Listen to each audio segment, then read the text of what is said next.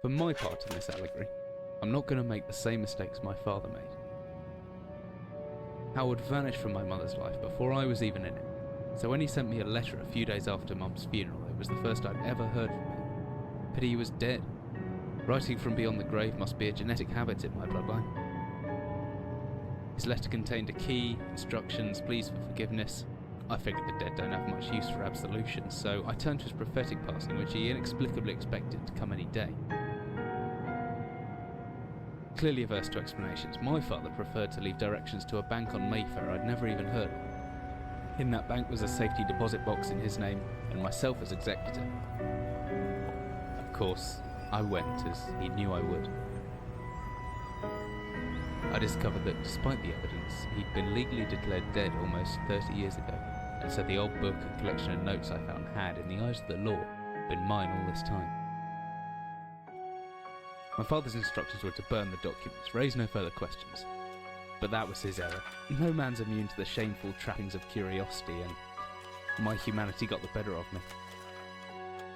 The university I taught at was world renowned for two things: physics and linguistics.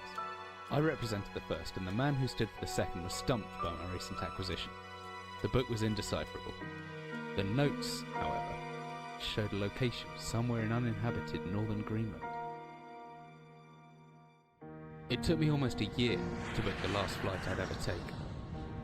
As I watched civilization disappear along with Heathrow, I realised my father had disappeared 3 decades ago, almost to the day, and I considered in turn what it was that I was leaving behind. We landed on a strip of ice a few feet wide, and within minutes I was pulling away on a chartered boat, beginning the 12-hour journey that would lead me into my past.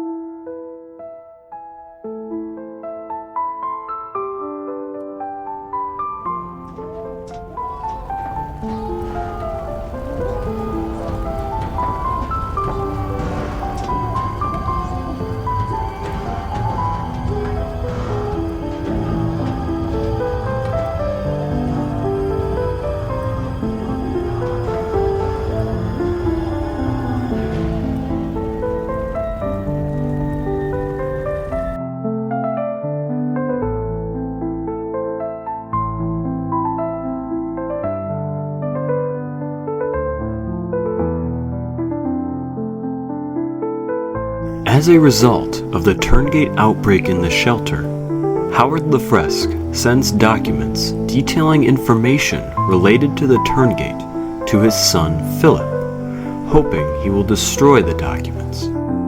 Philip, however, decides to investigate the documents since Howard had been absent all his life. After analyzing the documents, he discovered the coordinates to the iron lead mine in Greenland. After a year, he manages to book a flight to Greenland, from which he eventually finds a boat willing to take him to the coordinates. Once he departs from the boat, he locates a hatch in the ground and enters through it. Philip finds himself in an abandoned mine containing boxes of ammunition. He quickly arms himself with a hammer and proceeds deeper down into the mine.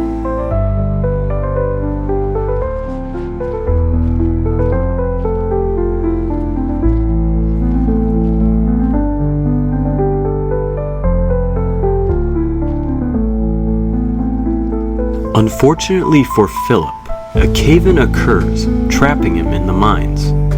He soon begins to hear noises in the distance, as he realizes he is not alone.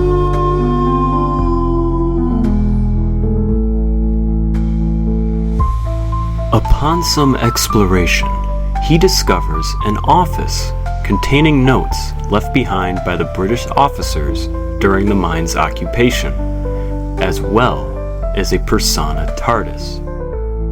Logically, the first thing to do would be to touch it.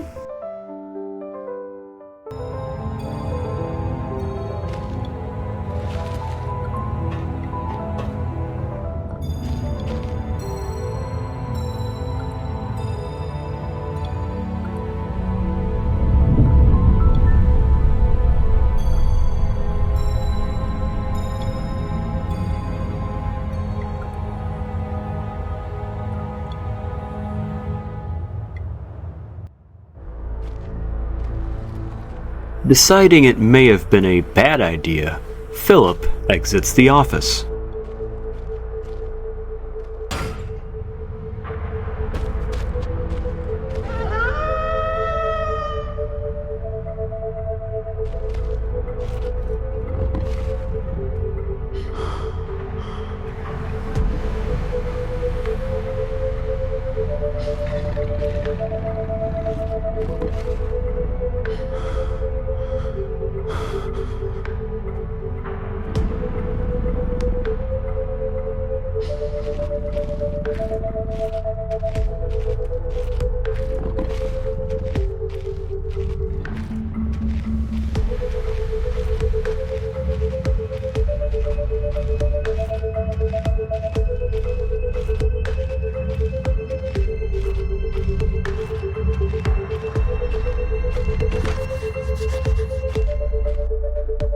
After evading the dog, Philip discovers a storage area.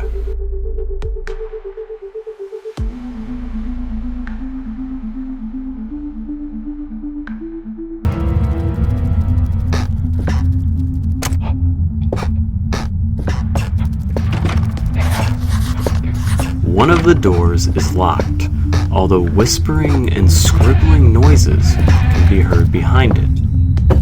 Philip finds various markings on the walls that lead him to discovering a secret trapdoor which leads to the basement.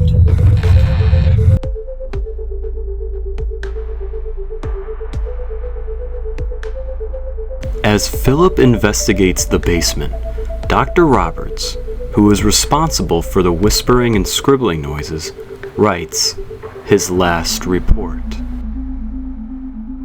Another century of days comes and goes. It seems like so long since I escaped here. At some stage since my last entry, I attempted to return from whence I came. From that which I originally was fleeing seems a fate far worse than the one I now face. However, in the time since I arrived from the larger mine system, a cave-in has occurred, blocking any further progress. I was forced to return and accept whatever end life has in store for me. I still hear my aggressive little friend scratching on the door to my cell. After finishing his report, he hears a strange sound coming from the room next to him. He peeks his head outside and sees a pale creature burrow out from the wall. The creature is none other than Wilbur Frisk, now known as the Hunter.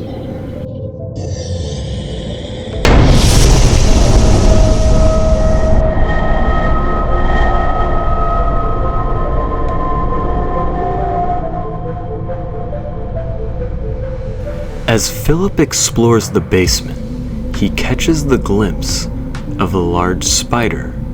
Hesitantly, he continues as he hears the sounds of spiders moving all around him. While he explores, he discovers what appears to be eggshells scattered throughout the tunnels. Eventually, Philip finds his way back to the entrance.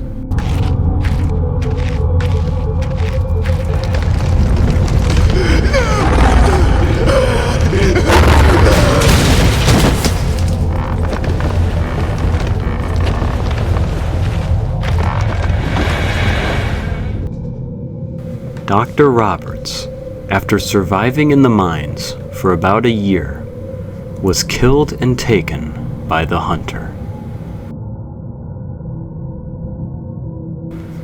Upon reaching his room, Philip discovers a trail of blood leading to a hole in the wall.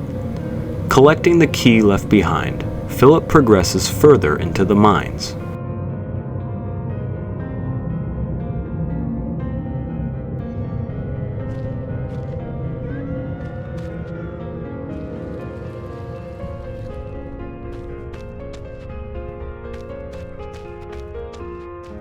After escaping death yet again, Philip manages to destroy the cave-in using an explosive, allowing him to exit the bunker portion of the mine.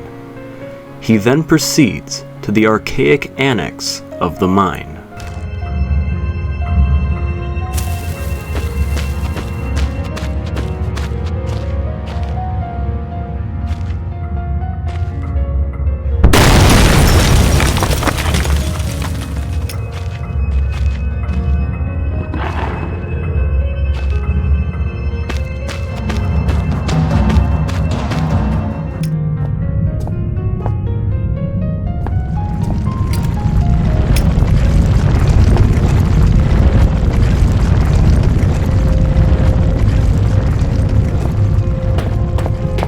After hearing a strange humming noise, Philip discovers yet another obstacle, a locked gate that requires him to do some puzzles to solve. Apparently, being a physics teacher allows you to understand how generators work, as well as decipher Morse code, like you're Albert Einstein or something. While Philip was deciphering the Morse code, he discovers a radio transceiver, which suddenly activates once he turns on the generator.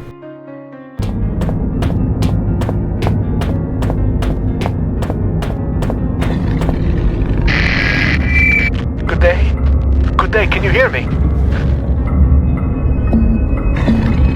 Well, I hope that your ears are working better than your tongue, so that you might use them to listen to my words. You have turned on the light in the end, beginning and middle of the tunnel, but some things remain shrouded in darkness. My Morrissey message I hope has helped, but what you need now is to the wall hole to the right of the fence. Go now, there is no time to explain. Well, in fact, time is one of the few things we have in abundance down here. What surprises are spoiled by such catty curiosity. Unsure of his new friend, Philip unlocks the gate and is instantly rewarded by man's best friend.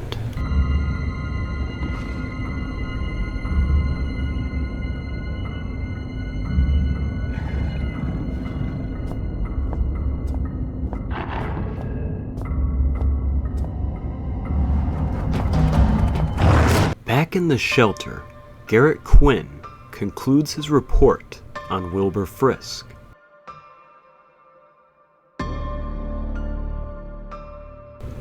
When I woke up this morning, there was a corpse laying on the floor beside me. I broke out the flashlight. Fearful Frisk may have been savaged or taken his own life. As I did so, I could not help but see, at the corner of my vision, Frisk fleeing back into the shadows. The dead man was Dr. Roberts, a scientist I was sure had escaped into the mines at the first signs of the epidemic. He had bite marks in his side and looked to have been dragged some way. In addition, his tongue was missing. I will continue to observe Frisk while taking additional security precautions. Realizing that he is likely better off taking his chances with the Turngate than with Frisk, Quinn attempts to flee from the kennels, which now have several tunnels dug throughout the walls.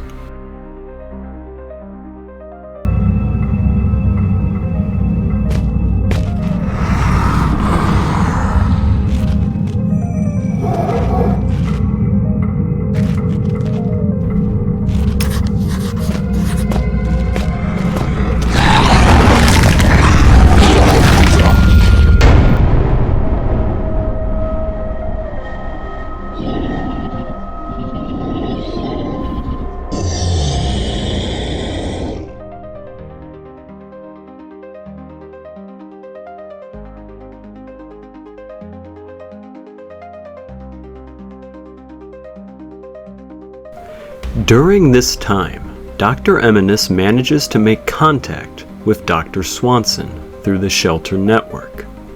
He informs her that he has experienced a strange hallucination consistent with those who have been infected. He reassures her, saying he feels better than he has in a long time. Amabel, however, remains cautious when communicating with him.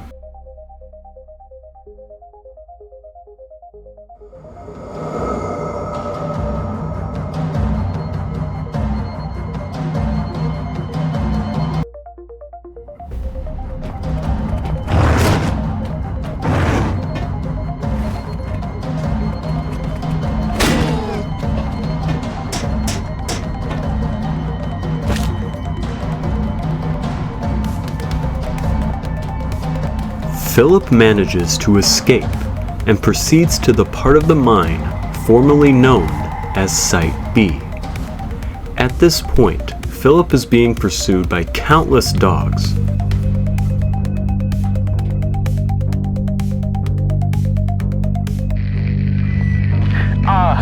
My memory is like something with a great many small holes. We shall be needing to perform some minor demolition work so that we might one day meet again. For this task, we shall require the use of a large, earth-eating metal monster, and that monster is thirsty for juice from the place where things are kept. By the way, you can call me Red. It's not my name, you understand, but I am sure you will agree it is a name rather similar to a cardigan. Fetching when worn correctly. The man communicating to Philip reveals himself to be Red, the rogue miner who was among the first to be infected when the mine was still open. He still remains in the mines, trapped as a prisoner of fate.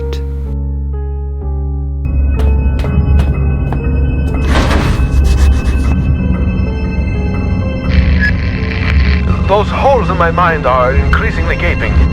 You cannot breach the inner sanctum of the place of storing. The entryway is blocked. So what if the squashy material between my ears is squashier than most? I may not be perfect like a hanging picture, but my words are wise and backed up by time. A pox on both your brain cells. Try as I may, you must think that I deceive you with my admittingly cunning ways.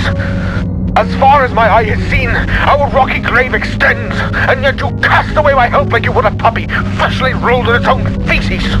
I hope that your warped sense of morality is better company than I, because now it is all you have left. Philip soon enters the water cave, where the archaic unearthed Substance 63, as well as Artifact 66B. Red quickly contacts him again. I'm sorry. Sometimes my emotions are like a disobedient pet. Uncontrollable and often rolling in shit. Better safe than sorry, they say. But I think we are both sorrier than we are safe. A tunnel lies between a nearby watery cave and the place where things are kept.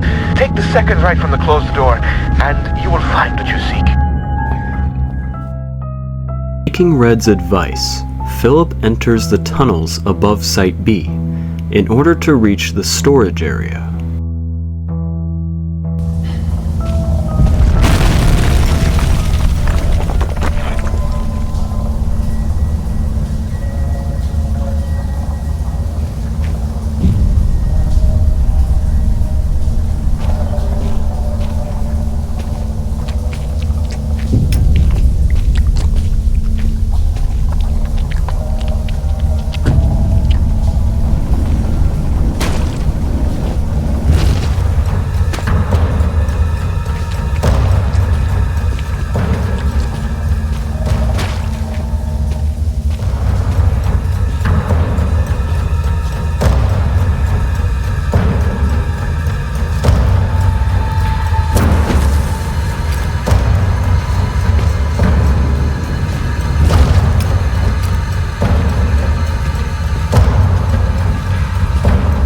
Now you should find yourself in the watery cave of conversation past, with a tunnel above you from times ahead.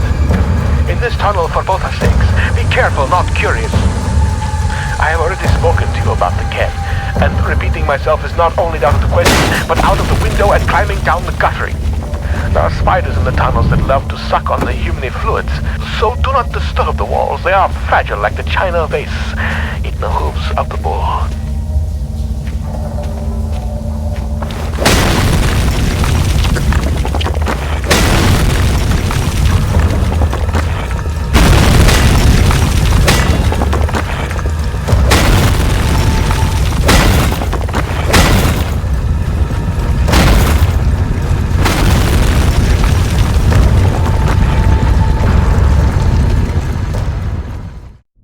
After narrowly avoiding death for the 10th time, Philip reaches the storage, only to have Red make a confession to him.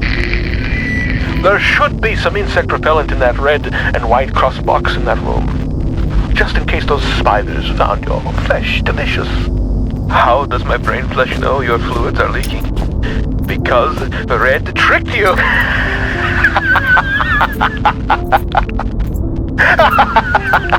The spidery tunnel was far from a necessary evil.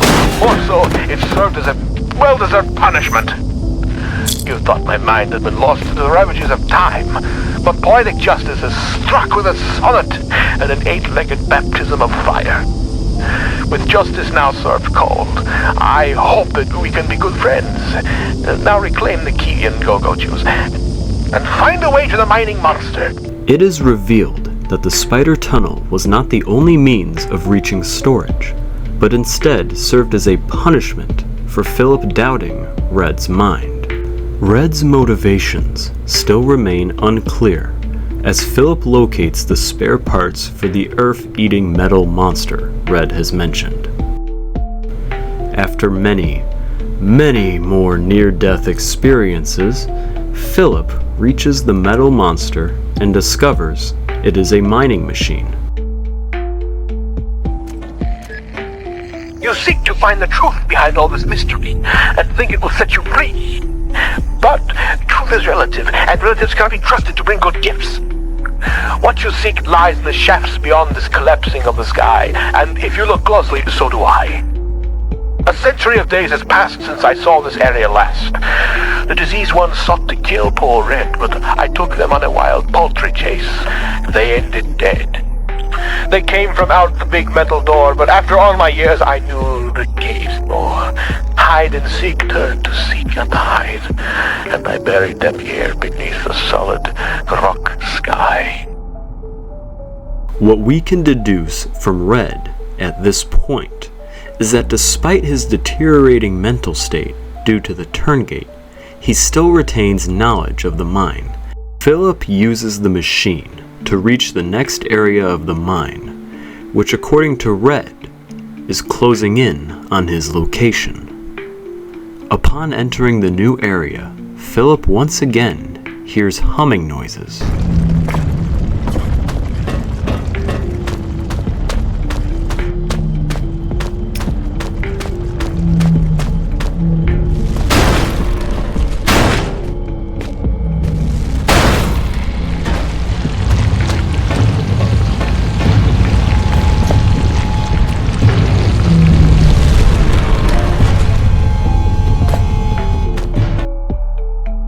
Having at last encountered the gray rockworm, Philip quickly proceeds through the spider-infested tunnels in order to get closer to Red's location, as he hopes Red may have the answers about his father.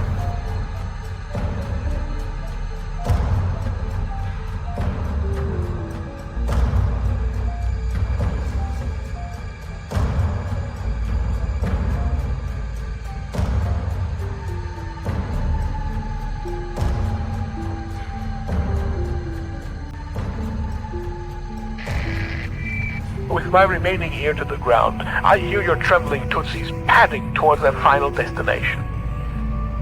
Things come to those that wait, whether they want them or not, and soon I think your wait will be over.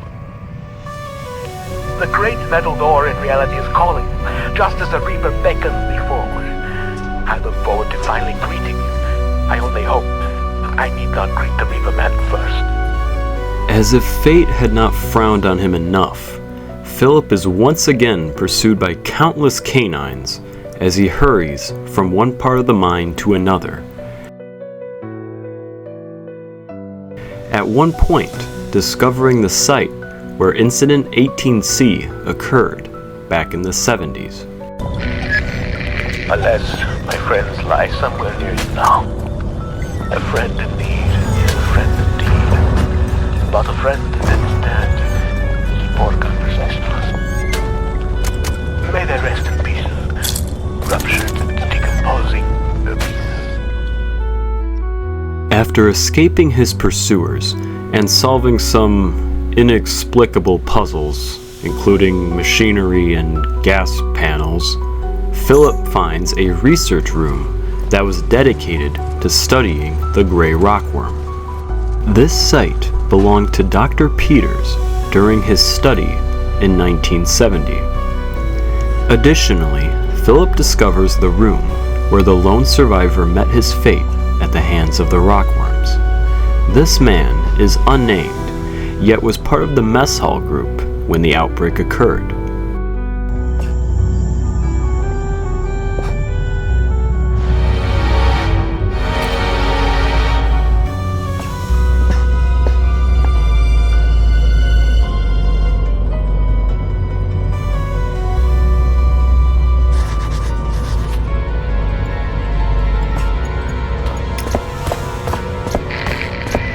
While you hunt for those delicate, melt-in-your-mouth mousy morsels, there are places you should not go, for fear of death. The Reaper lives here, just like you and I. And just like you and I, he must ingest the living flesh of those less fortunate than him. There is a small place that I do not want you to visit, even on your holidays, because it is dark and the evil place that I've been.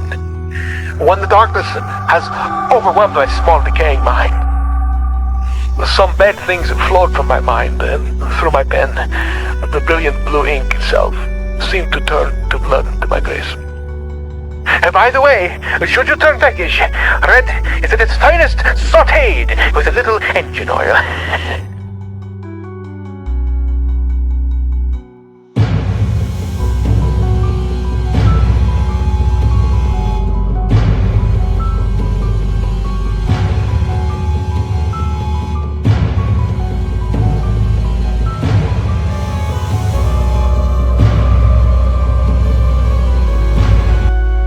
Philip, regrettably, is forced to ignore Red's advice as he ventures to the frozen lake in order to obtain a crowbar that he can use to pry open the sealed door. He discovers the grave of Joe Freeman, as well as what remains of Jono after Red arrived too late to save them.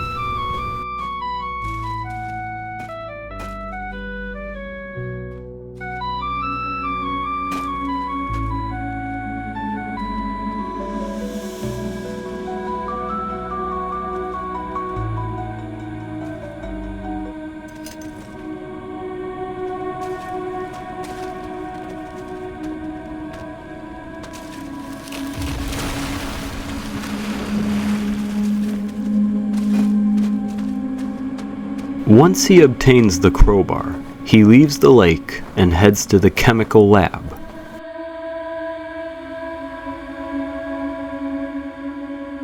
Back in the shelter, Neil Oswald manages to escape the cells, which sets the Turngats on alert as they search for him. Two Turngats head for the mine, thinking he must have headed there. In reality, Neil made his way through the vents in order to reach the mess hall, which he believes still had survivors. Unfortunately for Neil, he is wrong in his assumptions and is killed by a Turngat. Back in the mines, Philip reaches the chemical lab, only to be greeted with a pleasant surprise.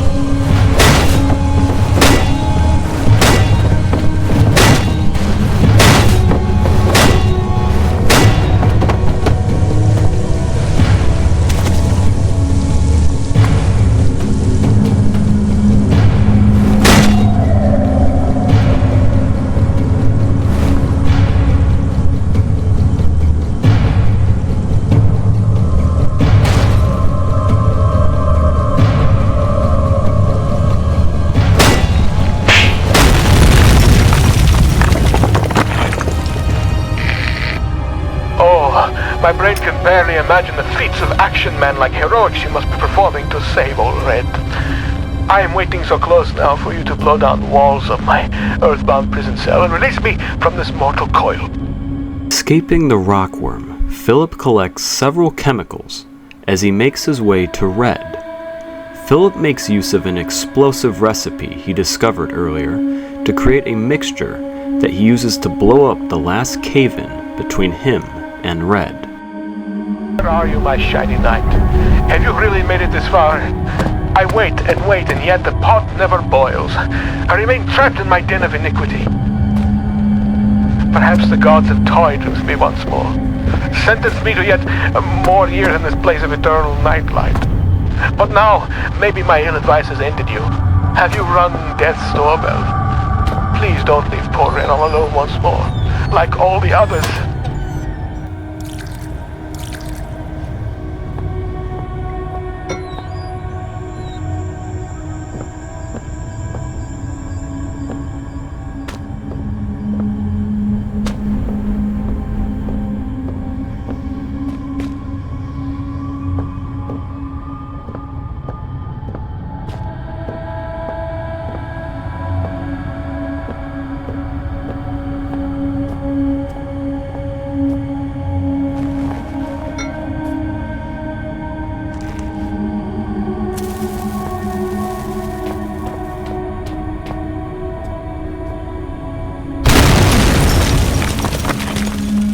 Philip quickly heads down the stairs, expecting to find Red waiting for him. But in reality, he finds only a sealed metal door. Philip begins looking around until he opens the door to the incinerator.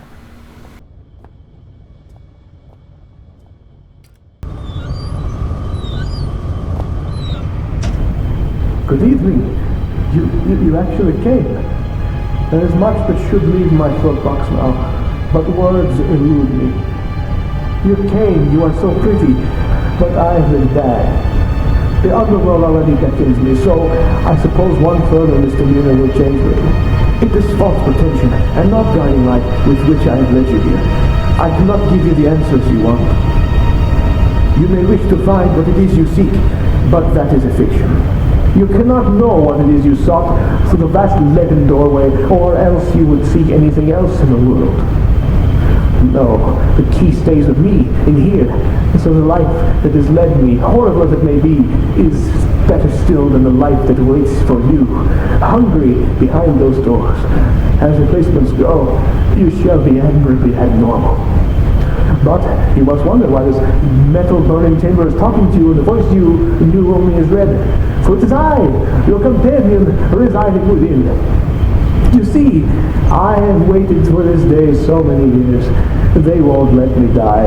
They have parts of my head are not my own, and I cannot take my life. It is against the rules.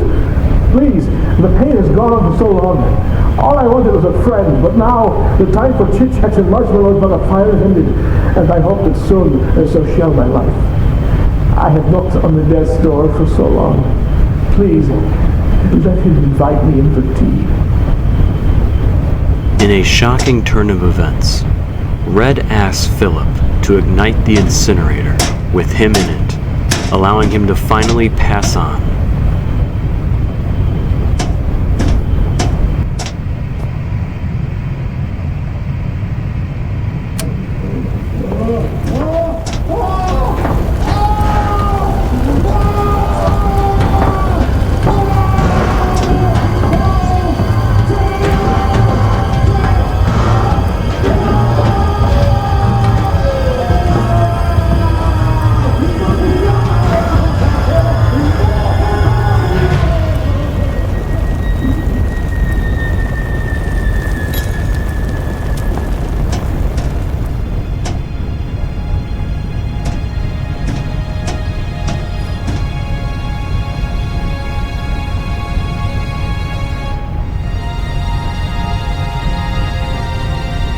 After granting Red his wish, Philip retrieves the key from his ashes and enters Red's office, which he had been using to guide Philip to him throughout his journey.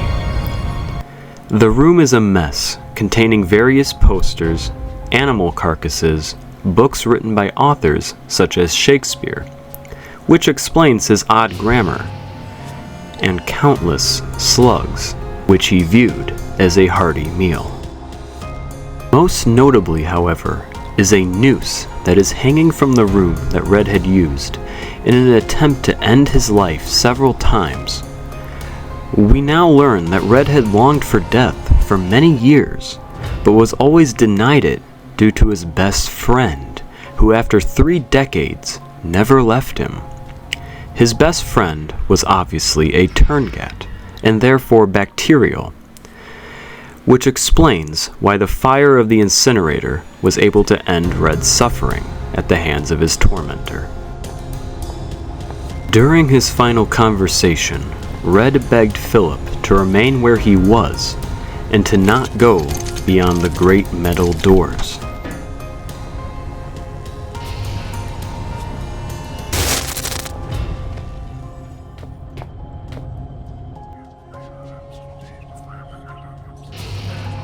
Philip, however, is still driven by his human curiosity and denies his friend's dying wish as he proceeds into the shelter.